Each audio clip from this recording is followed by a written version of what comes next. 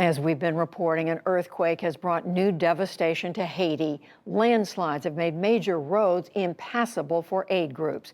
Now, hospitals in southern Haiti are overwhelmed and forced to turn people away, all as a tropical storm bears down on the nation. William Brangham has the latest. Judy, Saturday's earthquake occurred on the very same fault lines as the 2010 earthquake that killed 300,000 people and destroyed much of Haiti's capital, Port-au-Prince. Today, thousands are sheltering in the streets or on soccer fields with the very few belongings they could salvage from their homes. Haitian authorities are still going door to door, searching for survivors. And the suffering could only get worse later today because Tropical Depression Grace is expected to dump roughly 10 inches of rain on the country, which could then trigger flash flooding and landslides. Akim Kikonda is the Haiti country representative for Catholic Relief Services, and he joins us from Port-au-Prince. Mr. Kikonda, very good to have you on the NewsHour. I understand that you have staff in Les Cayes, which is the big city that was closest to the epicenter of this quake. Can you just give us a sense of what kinds of things they are seeing now? How bad is it there?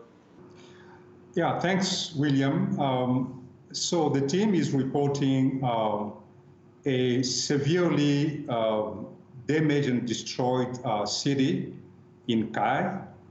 So they are reporting houses that have been totally or partially destroyed, schools and churches and hotels, and even road infrastructure that has been severely impacted.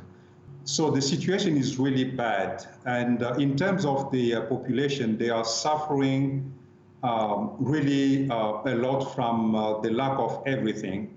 They have lost their houses.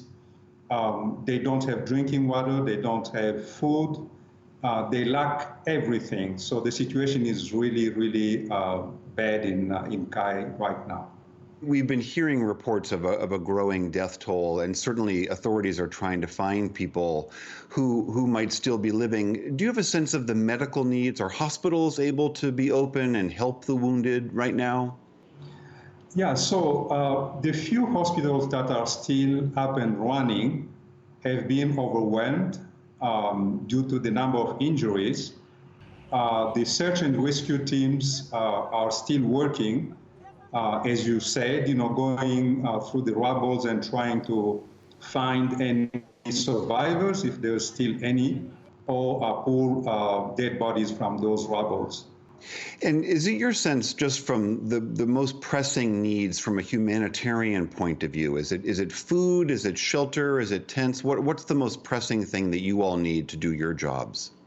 I would put shelter in the first place. People have lost their homes, and those that are still standing have become unstable because of cracks in the walls and those kind of things.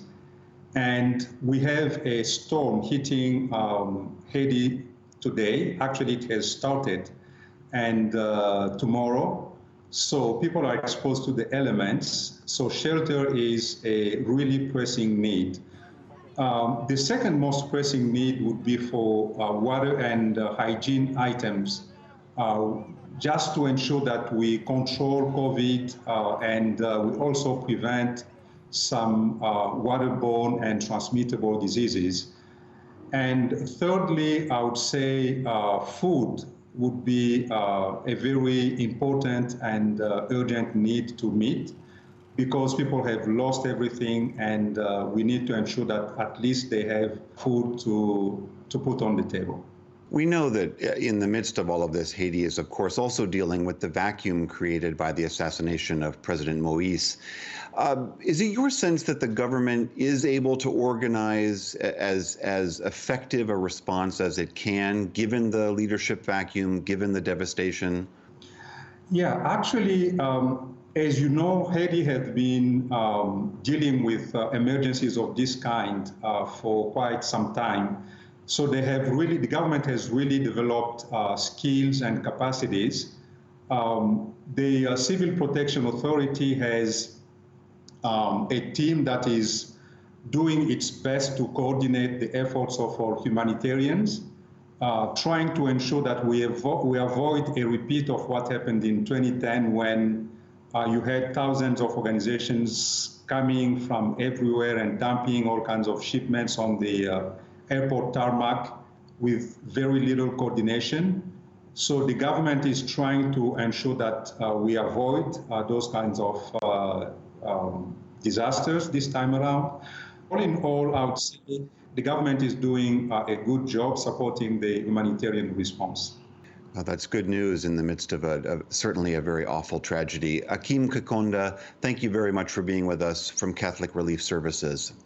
Thank you, William, for having me.